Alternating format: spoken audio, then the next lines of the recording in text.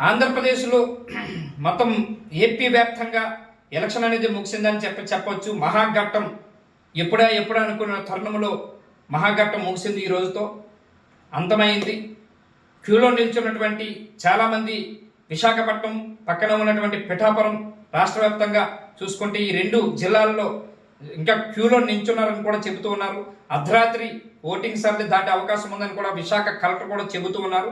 దీనికి అక్కడ ఉన్నటువంటి ప్రతిపక్షం కానీ మిత్రపక్షం కానీ దీన్ని నెక్స్ట్ డేకి వాయిదా వేయమని కూడా చెబుతూ ఉన్నారు.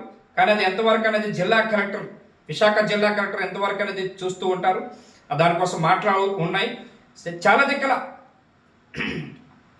ఏపీలో చూసుకుంటే పల్నాడు, అనంతపురం జిల్లా, పల్నాడు అట్లాగే తెనాలి ఈ మూడు దిక్కల చెదురుమెదురు ఘర్షణలు జరిగాయి. కొట్టుకున్నారు. ఒక ఎమ్మెల్యేని కూడా క్యూ లైన్లో రాలేదని కూడా చెంపదెబ్బ కొట్టడం కూడా జరిగింది.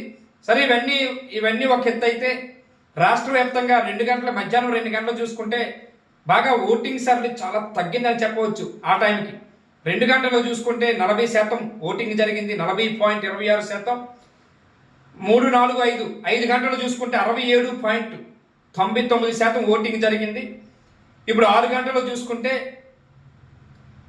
ఇప్పుడు ఈవినింగ్ 6 గంటలకి ఓటింగ్ ముగిసే సమయానికి కొన్ని దిక్కలు చూసుకుంటే 70% వరకు ఓటింగ్ సర్లీ ఓవరాల్గా జరిగిందని కూడా ఈసీ కూడా చెబుతూ ఉన్నది. సరే ఇవన్నీ ఒక ఎత్తు అయితే రాష్ట్ర వ్యాప్తంగా అగ్నిగుండంగా మారినటువంటి ఎండలకి చాలా దిక్కల భయపడి రారేమో అనుకున్నటువంటి తరుణంలో రాష్ట్ర వ్యాప్తంగా ఓటర్లు క్యూ లైన్లో నిలబడడం మార్పును కోరుకున్నారా అనేది స్పష్టంగా అర్థమవుతున్నది. మార్పుకి సంకేతం అనేది అర్థమవుతున్నది. రాష్ట్ర వ్యాప్తంగా అనేకమైనటువంటి చదురుముదురు ఘర్షణలతో ఏపీ వ్యాప్తంగా అన్ని విధాలుగా మార్పుకి నాంది పలికారని చెప్పి అలాగే ప్రతిపక్ష నాయకులు చెబుతున్నారు పక్క. అట్లాగే రాష్ట్ర వ్యాప్తంగా ఎక్కడెక్కడ అమెరికా నుంచి పక్క రాష్ట్రాల నుంచి కూడా ఓటర్లు వచ్చారని కూడా చెబుతూ ఉన్నారు. ఇవన్నీ చూసుకుంటే ఒక ఎత్తు అయితే ఓవరాల్గా చూసుకుంటే ముఖ్యంగా ఉత్తరాంధ్ర జిల్లాలో చూసుకుందాం. ఉత్తరాంధ్ర జిల్లాలో ఓటింగ్ సర్లీ చూసుకుంటే కొన్ని నియోజకవర్గాల్లో బాగా జరిగింది. కానీ విశాఖ నార్త్, విశాఖ దక్షిణంలో చాలా స్వల్పంగా ఓటింగ్ వచ్చిందని కూడా చెబుతూ ఉన్నారు. అట్లాగే అనకాపల్లి జిల్లాలో చూసుకుందాం. అనకాపల్లి జిల్లాలో అనకాపల్లిలో 73% ఓటింగ్ సర్లీ వచ్చిందని చెప్తున్నారు ఈసీ. అట్లాగే మాడుగులు చూసుకుంటే 69% ఓటింగ్ వచ్చిందని చెప్తున్నారు. మిగతా కాన్స్టిట్యున్సీలో 66%, 67%, 65%, 62% వచ్చిందని కూడా చెబుతూ ఉన్నారు. సరే ఇవంతా ఒక ఎత్తు. అట్లాగే నియోజకవర్గాల వారుగా ఇట్లాగే 60, 62 రాష్ట్ర వ్యాప్తంగా 67, 69 అలా జరుగుతుంది. విజయవాడ పక్కనే ఉన్నటువంటి చిత్తూరు 73% ఓటింగ్ సర్లీ అత్యధికంగా ఓటింగ్ మార్పు కోరుకున్నారని చెప్పేసి అంటే చిత్తూరు జిల్లా తీసుకుంటే మాజీ ముఖ్యమంత్రిగా ఉన్నటువంటి చంద్రబాబు సొంత జిల్లా. ఆ జిల్లాలో అత్యధికంగా ఓటర్లు క్యూలో నిలబడి మరి ఓటింగ్ వేశారని కూడా చెబుతూ ఉన్నారు. అట్లాగే ఇక్కడ విజయవాడ చూసుకుంటే విజయవాడలో చాలా వరకు కూడా అక్కడ ఉన్నటువంటి రాజధానిని మార్చారని, రాజధాని కోసం ఓటర్లు బారులు తీసి మార్పుకి వైసీపీని అంతం చేయాలన్న ఆలోచనతోటి విజయవాడలో కూడా బయటకు వచ్చారని కూడా చెబుతున్నారు. సరే ఇవన్నీ ఓవరాల్గా ఇది ఏంటనేది వాట్ అనేది మరికొద్ది రోజుల్లో అంటే 2-3 రోజుల్లోనే విశ్వాస్ టీవీ ద్వారా ఎవరు మొత్తం ఓవరాల్గా 175 సీట్లు ఎవరు గెలుస్తారు, ఎవరు ఓడిపోతారు, ఎవరు అవకాశాలు ఉన్నాయి, ఎవరు ముఖ్యమంత్రి అవుతారు అనేది 2 రోజుల్లో విశ్వాస్ టీవీ ద్వారా పూర్తిగా చెప్పగలుగుతాం. దీనిలో ముఖ్యంగా ఈరోజు మహాఘట్టం అనేది ముగిసిందని చెప్పవచ్చు. రాష్ట్ర వ్యాప్తంగా చెదురుముదురు ఘర్షణలతోటి అనేకమైనటువంటి విద్వేషాలతోటి కొన్ని దగ్గర జరిగినా ఈసీ ప్రత్యామ్నాయంగా తీసుకుంది. అన్ని విధాలుగా మంచిగానే జరిగిందని చెప్పవచ్చు. ఈరోజు ఏపీ రాజకీయాలు. వాస్తు స్టూడియో విశాఖపట్నం స్టార్ట్ అయ్యింది. ఇప్పుడు 2:30 అయింది. 7 నుంచి 2:30 అంటే సుమారు 7:30 గంటల పాటు ఓటింగ్ సార్లు చూస్తే అబౌవ్ ఎగ్జాంపుల్ 35%, 40% మాత్రమే అయింది. ఇంకొక మిగిలింది 4 అవర్స్ మాత్రమే. ఈ 4 అవర్స్లో ఇంకొక 60% ఓటింగ్ అవుతుందనే ఆలోచన ఉందంటారా? ఇప్పుడు అదే చెప్తున్నా, మీరు try to understand one important point. అదే నేను చెప్తున్నా. మీకు స్టార్ట్ అయిన తర్వాత మీకు 11 వరకు యాక్టివ్గా పోలింగ్ జరిగింది. మీకు ఎండ చాలా తీవ్రంగా ఉంది. బహుశా నిన్న వర్షం పడడం వల్ల ఈరోజు అంత ఎండ తీవ్రత ఎక్కువైపోయింది. అందుకని చాలామంది ఏం చేస్తారంటే 11 గంటలకి వచ్చి వెళ్ళడం మానేస్తారు. 11 కొంచెం తగ్గిపోయింది.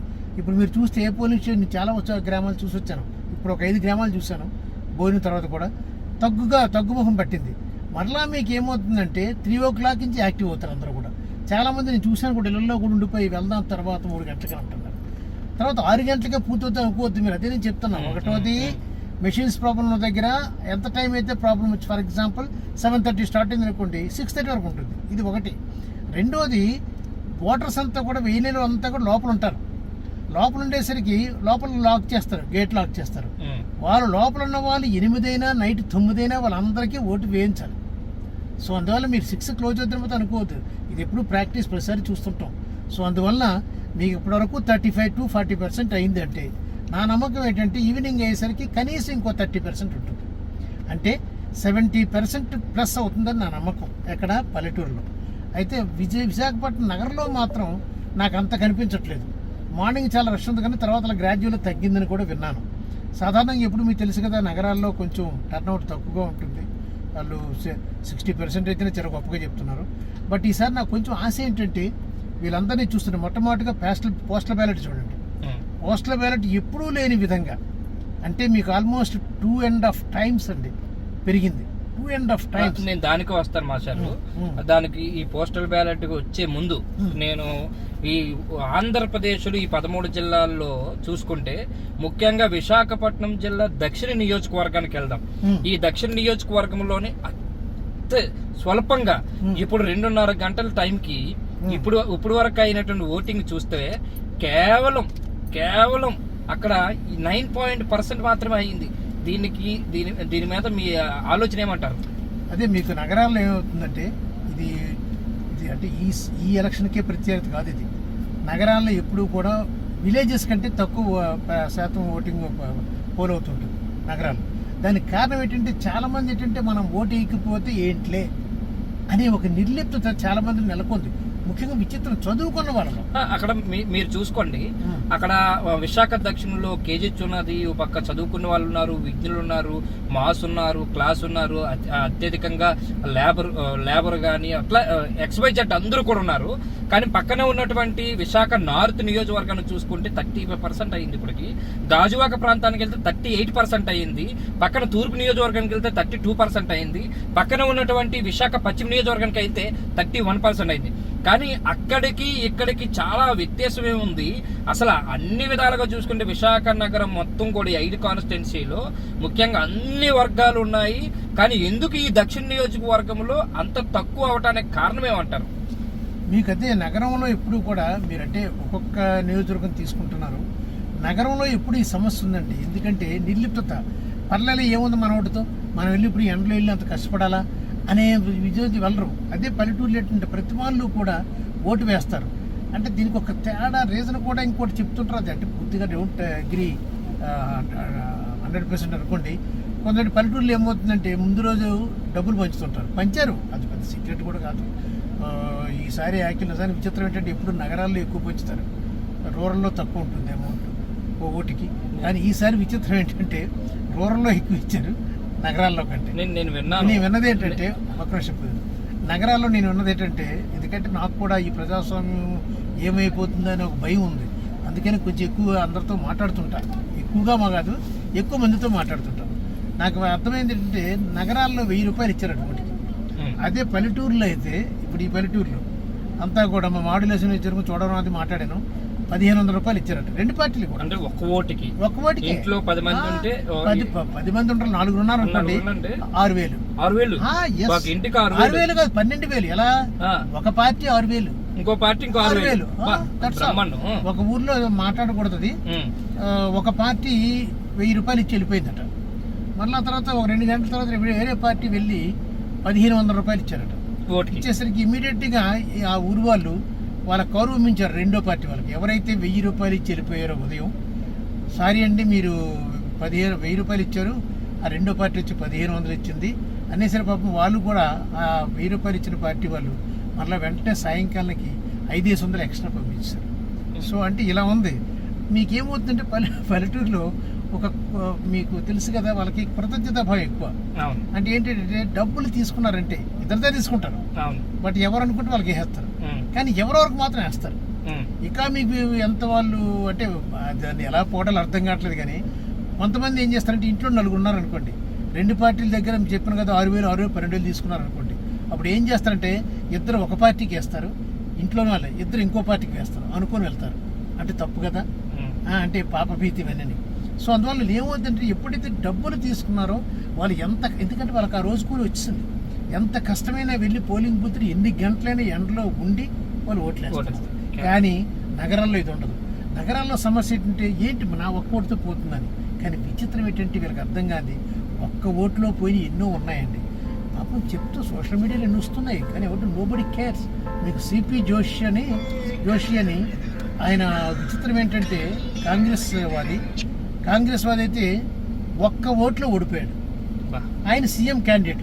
ఉమ్, ఇంట్రెస్టింగ్ థింగ్ ఏంటంటే ఆయన సీఎం క్యాండిడేట్ అయితే ఒక్క ఓట్లో ఓడిపోయాడు. విచిత్రం చెప్పండి, వాళ్ళ అమ్మగారు, వాళ్ళ ఓన్ సిస్టరు, వాళ్ళ డ్రైవరు ముగ్గురు వేయలేదు, ఒక్క ఓట్లో పోయాడు. అంటే ముగ్గురు వేస్తుంటే గెలిచేవాడు సీఎం అయ్యేవాడు. మీకు ఇంకా విషయం చెప్తాను, కర్ణాటకలో ఎంత ఆశ్చర్యకర విషయం తెలుసండి. ఈ ఉంది కదా మన పార్టీ, లోకల్ రీజనల్ పార్టీ ఉంది కర్ణాటక, అదే మన ప్రైమ్ మినిస్టర్ కూడా చేశారండి, దేవగౌడ. వాళ్ళ పార్టీ ఒకతను తిరుగుతున్నాడు అసెంబ్లీకి సీరియస్గా. ఆ రోజు పోలింగ్ రోజు అన్ని స్టేషన్కి వెళ్తారు, పోలింగ్ బూత్కి వెళ్తారు కదా. ఆ పాపం డ్రైవరు అన్నాడు ఓటు వేయాల్సారంటే వేద్యం వెళ్ళారు, తర్వాత తొందరేంటి ఇప్పుడు నీ ఓటుకి ఏమైపోయింది తొందరేంటి అని చెప్పి తిరగాలి కదా ఆయనని అన్నీ కవర్ చేసుకున్నాడు. అయ్యేసరికి టైం అయిపోయింది. అప్పుడు 5 గంటలకు ఉండేది. 5 గంటలకు అయిపోతే డ్రైవర్ ఓటేయలేదు, ఆయన పక్కన డ్రైవర్ ఓటేయలేదు. కరెక్ట్ ఒక్క ఓట్లో ఓడిపోయాడండి. మరి డ్రైవర్ వేస్తుంటే అట్లీస్ట్ గెలుస్తాడని అన్నగానే టై వచ్చేది కదా. ఏమైంది అంటే ఇలాంటి మరి అందరికీ తెలిసిన విషయం, వాజ్పేయికి తెలుసు కదండి, ఒక్క ఓట్లో ఓడిపోయారు. ఇలా ఎన్నో మంది కూలిపోయారండి. కొంతమంది మీకు తెలుసా, ఆ సభలో ఒక్క ఓటు పోవడం వలన కొంతమందికి ఉరి శిక్షలు కూడా పడిన రోజులు ఉన్నాయి. అంచేత వీళ్ళు చదువుకున్న వాళ్ళతోనే సమస్యలు వచ్చింది. నేను అనేది ఏంటంటే ఎవరికైనా వేసుకోండి, ముందు ఫస్ట్ ఏంటంటే ఓటు వేయండి అనేది ముఖ్యమండి.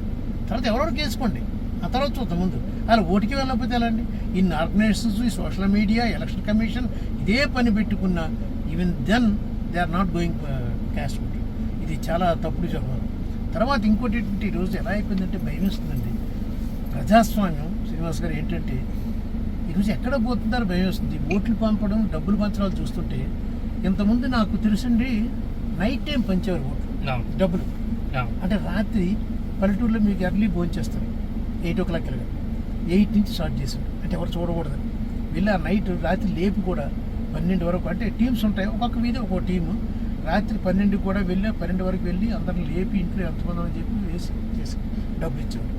ఈరోజు అప్పుడు ఎంత ఓపెన్ అంటే నాకు ఆశ్చర్యం, కొన్ని ఊళ్ళు తిరుగుతుంటే, అంటే అవుట్ ఆఫ్ క్యూరియాసిటీ చెప్పిన కదా మీకు, నాకు ఇంట్రెస్ట్ ఏంటి ఎలా జరుగుతుంది ఏంటి తెలుసుకుందాం అని నన్ను తిరుగుతుంటే ఓపెన్గా డే టైము మీకు చెప్పాను కదా, ఆల్మోస్ట్ 8 గంటలకప్పుడు స్టార్ట్ చేశారు ఉదయం చేసి నైట్కి ఈవినింగ్ కంప్లీట్ చేస్తారు. మొత్తం డే టైం రెండు పార్టీలు ఎదురవుతున్నాయి, ఈ పార్టీ ఆ పార్టీ.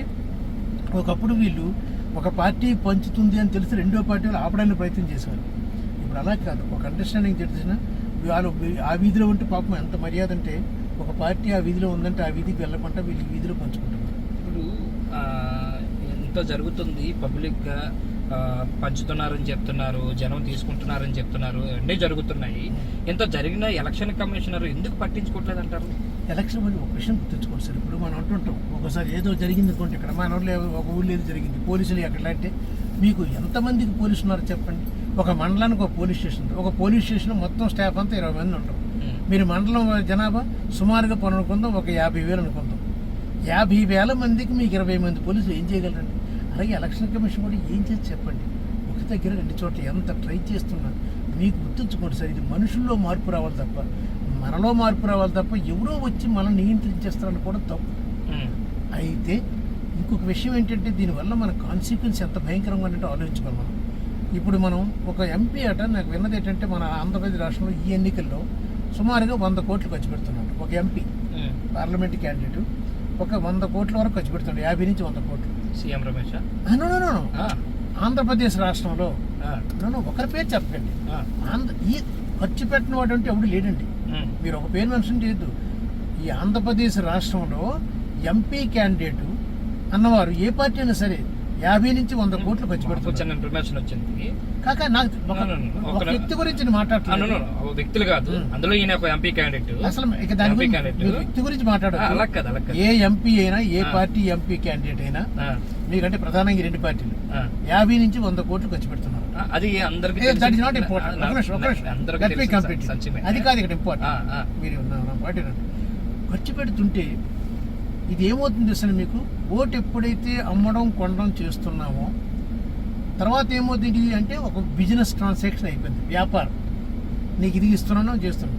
ఎప్పుడైతే ఇది బిజినెస్ ట్రాన్సాక్షన్ అయింది, బిజినెస్ అనమాట. సో వ్యాపారం లాగా అయిపోయి ఏం చేస్తారు, రేపు అయిన తర్వాత ఎలక్షన్ అయితే ఏం చేస్తారంటే వాడు మరి ఇదంతా రికవర్ చేసుకోవాలి. మొదటి సంవత్సరం రికవరీ, రెండో సంవత్సరం ఏం చేస్తారు, మళ్ళీ నెక్స్ట్ ఇయర్ కట్ట ఇన్ఫ్లేషన్ పెరుగుతుంది చూసారా. అలాగే మరి బడ్జెట్ కూడా పెరిగిపోతుంది కదా. సపోజ్ ఇప్పుడు 60 కోట్లు ఖర్చు పెట్టారు అనుకోండి, మళ్ళీ 5 సంవత్సరాలతో వచ్చే ఎలక్షన్ 60 కోట్లు సరిపోదట.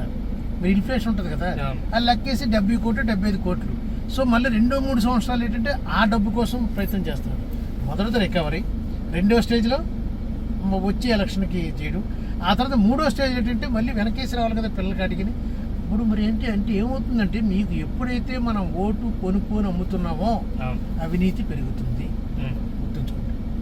అవినీతి ఎలా పెరుగుతుంది? అవినీతి పెరగడం అంటే అర్థం ఏంటి చెప్పండి. అవినీతి అంటే ఏంటంటే నీతి లేకపోవడం అంటే ఏంటి, లీగల్గా న్యాయబద్ధంగా ఎవరికి ఏది రావాలో అది రాదనమాట. మరి అంతే కదా అవినీతి అంటే ఏంటి. ఇప్పుడు న్యాయబద్ధంగా నాకు వచ్చేదానికైతే నేను లంచం ఇవ్వను, అంతే కదా. సో లంచాలు ఏంటంటే లంచాలు ఎప్పుడు వస్తుంది, ఎప్పుడైతే అంటే లీగల్గా లేదో దానికి లంచాలు ఇస్తుంటారు. అంటే మీకు ఏమైంది, మూడో స్టేజ్ ఏంటంటే అన్నీ కూడా సక్రమంగా జరగవు, వ్యవహారాలు అక్రమ మార్గంలో జరుగుతుంటాయి. అంటే అర్హత లేని వాడికి ఇవ్వడం, అర్హత ఉన్న వాడికి ఇవ్వకపోవడం, ఇలాంటివన్నీ జరుగుతుంటాయి వ్యవహారాలన్నీ కూడా. ఎవరన్నా ఇది మూడో సమస్య. అంటే మీరు ఏం చూడండి, ఒక్క సమస్యతో ఎన్ని సమస్యలు వచ్చేస్తాయంటే ఇదంతా పెరగడం వల్ల మీకు ఏమవుతుందంటే ఒక స్టేజ్ దాటిన తర్వాత హింస పెరుగుతుంది. ఎందుకు హింస పెరుగుతుందంటే ఎప్పుడైతే నీలో స్వార్థం పెరిగిపోయింది, గడించాలి అనే భావన వచ్చినాడు వాడు ఏం చేస్తాడు తెలుసండి, they will go to any extent. ఏం చేసినా సరే అది తెచ్చుకుందాం అనే స్టేజ్కి వెళ్ళి హింస పెరిగిపోతుంది. అంటే మీకు చూసారా ఇవన్నీ ఎలా పెరిగిపోతున్నా అంటే ఇవన్నీ కూడా దీన్ని విష సర్కిల్ అంటారు. అంటే విష వలయం అంటారు చూసారా. ఒక్క దాని వల్ల మీకు టోటల్గా ఇంత నష్టం జరుగుతుంది. సో అందువలన ఎప్పటికన్నా కళ్ళు తెరిచి, మీరు ఇందాకన్నారే ఎలక్షన్ కమిషన్ ఎలక్షన్ టైంలోనే పనిచేస్తుందండి, అప్పుడు కాదు మెయిన్. అసలు మెయిన్ ఏంటంటే ఈ రాజకీయ నాయకులనే టాప్ లెవెల్. ఈ మాటకి వద్దాము. ఇప్పుడు భారతదేశంలో ఈ రాజకీయాలు మారాలంటే ఒకటే మార్గం ఏంటి, ఈ డబ్బు, ఈ కులము, ఈ మతము ఇదంతా పోవాలనుకుంటే కేవలం చేయవలసిందంటే తమాషా ఎన్నికల పద్ధతి పెడితే ఎలక్షన్ కమిషనర్ కాదు ఎవరైనా స్వతంత్ర భావజాలంతో పనిచేస్తారు. ఈ భావజాలంతో పాటు ముఖ్యంగా ఈ దేశంలోని ఎప్పుడైతే దామాషా ఎన్నికల పద్ధతి పెట్టారో ఈ డబ్బు, మద్యం, కులం ఈ 3 పోతాయి కదా, అది పెట్టొచ్చు కదా. ఈ భారతదేశంలో ఎందుకు పెట్టట్లేదు అంటారు? ఇప్పుడు మీకు ఇప్పుడు చేసేది ఎవరండి, ఇది నిర్ణయం అనేది ఎవరి చేతిలో ఉంది, ఒక్కరి చేతిలో ఉంది. గుర్తుంచుకోండి, రాజకీయ నాయకుల చేతిలో ఉంది ఈరోజు. ఇప్పుడు జరిగేదే రాజకీయ నాయకులకి ఇదంతా ఇప్పుడు మీకు నిజంగా కూడా చెప్తాను అండి, ప్రజలు కూడా తప్పే అమ్ముకోవడం. కాకపోతే వాళ్ళ పరిస్థితి తెలుసు కదా, వాళ్ళ నిరక్షరాస్యత, పేదరికం, ఎన్నో కారణాలతో వాళ్ళు అమ్ముకుంటున్నారు. బట్ కొనేవాళ్ళు ఎవరండి?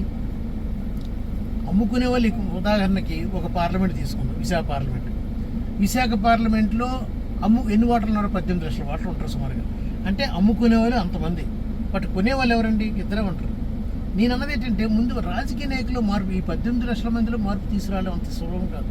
కానీ అనుకుంటే రాజకీయ నాయకులు ఇద్దరే కాబట్టి వాళ్ళిద్దరూ అనుకొని ఎవరికైనా వేసుకొని మనం కొనొద్దు అనే నిర్ణయానికి వచ్చిన రోజు అంటే వస్తుందా అని అడగొద్దు, ఎప్పటికైనా వస్తుంది. గుర్తుంచుకోండి, ఇది సైక్లికల్ ఫంక్షన్ అంటే ఇలాగే ఉండిపోతుంది అనుకోవద్దు. నా ఆశ చెప్పమంటారా, 2034కి సమూలమైన మార్పు వస్తుందని నమ్ముతున్నాను నేను.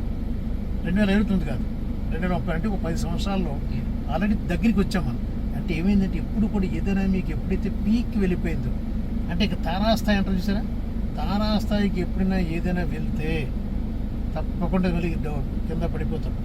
ఈరోజు అవినీతి కూడా ఇదేదే ఎన్నికల్లో ఓట్లు కొనుక్కోవడం అనేది తారాస్థాయికి వెళ్ళిపోయింది. ఎందుకు వెళ్ళిపోయింది తెలుసండి? ఎప్పుడో రోజు పడ్డానికి కిందకి. తప్పకుండా మీరు చూడండి మార్పు వస్తుంది 2034కి నా నమ్మకం. అయితే రాజకీయ నాయకులు చిత్తశుద్ధి ఉండాలి, అందరిలో ఉండదు, కనీసం పీపుల్ ఎట్ ద టాప్. ఈ దేశంలో ముఖ్యంగా దోపిడీ, దుర్మార్గాలు, దోచుకోవడాలు, శాండ్, ల్యాండ్, మైన్, ఈ 5 కారణాలు ఉన్నంత కాలం దేశంలో ఎప్పటికీ మార్పు అనేది వస్తుంది అనేది కల్లో కూడా అనుకోవద్దని మేము అనుకుంటున్నాం. ఇప్పుడు అదేనండి, మీరు ఒకసారి ఆలోచించండి. రాజకీయ నాయకులు కూడా పూర్తిగా తిట్టొద్దు. రాజకీయ నాయకులు ఎందుకు ఆ అక్రమ మార్గాల వైపు వెళ్తున్నారు, అక్రమార్జన కోసం ఎందుకు తాపత్రయపడుతున్నారు ఒకసారి వచ్చి నిజంగా ప్రజలే లేదు మేము డబ్బులు చూసారా కొన్ని చోట్ల మాకు వద్దని చెప్పి విసిరేశారు. అలాగా ప్రజల్లో కూడా మార్పు వచ్చి మేము మంచి వాళ్ళకి వేస్తాం తప్ప మేము డబ్బులు తీసుకొని ఓటు వెయ్యం అనే నిర్ణయం తీసుకున్నారనుకోండి, మీకు విషయం తెలుసా? అప్పుడు ఏమవుద్ది? వచ్చే 5 సంవత్సరాలలో మంచి పనులు జరుగుతాయి. క్యాండిడేట్లు ఏంటి అర్థమవుద్ది, మనకి డబ్బులు పెట్టి మనం ఏం చేయలేము, మంచి పనులు చేస్తేనంటే తప్పకుండా మంచి పనులు చేస్తారు. మంచి పనులు చేసినా సహజంగా ఏమవుతుంది, మీకు ఇవన్నీ తగ్గుతుంది. అంటే ఇది ఇందా చెప్పిన విష సర్కిల్, విష వలయం ఒక్క దగ్గర. ఇప్పుడు అదే చెప్తుంటానండి, ఈ మూల కారణం ఒకే ఒకటండి. ఇప్పుడు మీరు అన్న చూసారు ఇన్ని సమస్యలు ఉన్న దేశంలోని, ఈ సమస్యలన్నింటికీ నేను చెప్తున్నాను, చాలామంది ఒప్పుకోపోవచ్చు, కానీ ఈ సమస్యలన్నింటికీ ఒకే ఒక పరిష్కారం, పెనీషియా అంటారే, ఒకే ఒక్కటి. అదేంటో తెలుసా? ఓటుని అమ్ముకోవడం, కొనుక్కోవడం. ఇది తాగిపోతే మేము ఎవరు ఏం తీసుకో, ప్రలోభాలకు లొంగం అని ఓటరు. అలాగే నా పోటీ చేసే అభ్యర్థి మేము ఎవరికి ఏమి ఇవ్వము అని అనుకున్న రోజు ఏమో తెలుసండి, సమూలమైన మార్పు వచ్చింది. ఇది పెద్ద కష్టమైన పోతే మీకు వచ్చినప్పుడు మీరే ఆశ్చర్యపోతారు. ఎందుకంటే మేము చూడకపోవచ్చు కానీ మీరు చూస్తారు, చూడకపోవచ్చు మీరు చూస్తారు. అంచేత ఈ మార్పు చాలా విచిత్రంగా వస్తుంది. తప్పకుండా 2034కి చాలా మార్పు వస్తుంది నమ్ముతారు. చివరగా 2 క్వశ్చన్లు. ఇప్పుడున్నటువంటి ఎలక్షన్, ఇప్పుడున్నటువంటి రాజకీయ నాయకులు అందరూ కూడా ఓటుకి 1500 మీరే చెప్తున్నారు, 1000 రూపాయలు అక్కడ కొంటున్నారు, జనానికి ఇస్తున్నారు. ఈ ధోరణి ఇట్లా కొనసాగిన ఇప్పుడున్నటువంటి పరిస్థితుల్లో ఇప్పుడు 2.5-3 గంటలు అవుతుంది, ఇప్పటికీ కూడా పోలింగ్ శాతం చాలా తక్కువ అయింది. అంటే డబ్బులు ఇచ్చుకున్నా సరే జనం రావట్లేదంటే దీని వెనక కారణాలు ఏమంటారు? కారణాలు అదే చెప్తున్నాను మీకు. ఏంటంటే నా ఒక్క ఓటు వల్ల ఏమైపోతుందిలే అనే ఒక భావన ఒకటి. తర్వాత ఏంటంటే నిర్లక్ష్యం. అర్థం మీకు ఏంటంటే ఒక విధమైన నిరాశ అనుకోండి. అంటే ఏంటి ఎవరు వచ్చేంటి, ఇద్దరిలో ఎవరు వస్తే ఇద్దరు అనుకో, సపోజ్ 2 ప్రధాన పార్టీలు ఉన్నాయి, ఇద్దరిలో ఎవరు వస్తే ఏంటి అనే భావన నేను చాలామంది విన్నాను. ఎడ్యుకేట్ పీపుల్, ఎవరైనా ఒకటే కదా, ఇటువంటి భావనలన్నీ పోవాలి. తర్వాత నా ఓటు విలువ చాలా గొప్పది, ఇది వెయ్యాలి. మీకు అర్థమైందా? ప్రతివాడు ఇంత అనుకోవాలండి మీకు. అందుకనే ఇప్పుడు కూడా గుర్తుంచుకోండి, ఇప్పుడు దేహానికి కన్ను ముఖ్యం, అర్థమైందా? దేహానికి కన్ను ఎంత ముఖ్యమో దేశానికి నేను అంతే ముఖ్యం అని ప్రతివాడు అనుకోవాలి.